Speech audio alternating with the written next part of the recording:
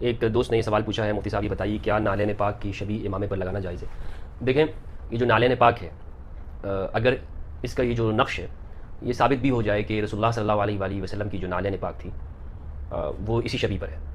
تب بھی یہ امامے سے تو افضل نہیں ہے، یعنی رسول اللہ صلی اللہ علیہ وآلہ وسلم کے امامے سے تو افضل نہیں ہوگی۔ یعنی جو چیز سرکار دو عالم صلی اللہ علیہ وآلہ وسلم نے اپنے سر اقدس پہ رکھی تو وہ چیز زیادہ افضل ہے یا وہ چیز جو سرکار نے اپنے پیروں میں پہنی؟ امامہ بہرحال رسول اللہ صلی اللہ علیہ وآلہ وسلم کے وہ نالین پاک سے افضل ہے، تو اس امامہ کو کہ جو رسول اللہ کی سنت ہے صلی اللہ علیہ وآلہ وسلم، اس پہ نالین پاک کو سجانا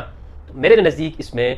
ایک درجے کی بے ادبی ہے۔ بسم اللہ الرحمن الرحیم۔ خواتین حضرات، ناظرین کرام، کراچی کے مفتی ہیں مفتی فضل ہمدرد صاحب، جن سے کسی شخص نے امیر دعوت اسلامی مولانا محمد الیاس عطار قادری صاحب کے بوس میں ایک سوال کیا کہ آیا کہ جو آقا علیہ السلام کے نالین شریف کی جو شبیہ ہے، بیج جو ہم لگاتے ہیں سینے کے اوپر، وہ امامے کے اوپر لگانا شرعاً کیسا ہے؟ تو اس کے جواب میں مولانا فضل ہمدرد نے جو جواب دیا آپ نے اس کو سماعت کر لیا ہے۔ مفتی صاحب نے کہا کہ یہ بالکل بے ادبی ہے، ناجائز ہے اور حرام ہے۔ ناظرین کرام، میں صرف مفتی صاحب سے اتنا پوچھنا چاہتا ہوں کہ جو آپ نے بے ادبی کا لفظ استعمال کیا ہے وہ بے ادبی صرف مولانا الیاس عطار قادری صاحب تک نہیں رکے گی، بلکہ یہ بہت دور تک جائے گی۔ پھر ہمارے محدثین ہو گئے، مفسرین ہو گئے، بلکہ قرآن مجید کی نص سے ثابت ہے۔ تابوت سکینہ کے بارے میں آپ نے پڑھا ہوگا کہ تابوت سکینہ وہ ہے کہ جس کے اندر سابقہ انبیاء کے تبرکات رکھے گئے، ان میں جو پچھلے انبیاء ہیں ان کے گھروں کی تصاویر بھی موجود ہیں۔